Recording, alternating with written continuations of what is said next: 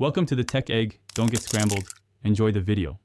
You start by confirming eligibility in your Apple account and noting the estimated value. This quick check saves surprises. Next, back up your data to iCloud or a computer and sign out of iCloud so activation lock is off. Once done, request the trade-in kit, choose printed label or pickup, and review the shipping window. Make sure to write down tracking details. You're now ready to package the device properly using the provided materials and instructions. You should perform a factory reset and remove the SIM and any cards. This erases personal data and prevents activation issues.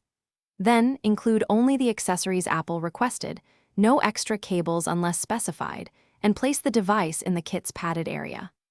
Once packed, affix the printed label, seal the box, and choose your shipping method. If you schedule pickup, make sure the pickup time matches the carrier's policies. Keep the tracking number and check status until Apple acknowledges receipt.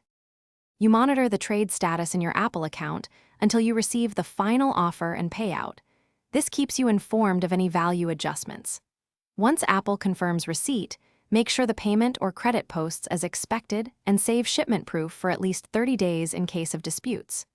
If issues arise, such as activation lock still enabled, missing parts, or a delayed receipt, contact Apple support immediately and provide tracking and photos. This speeds resolution and protects your final credit. Thanks for watching. Consider subscribing if I helped unscramble your problems.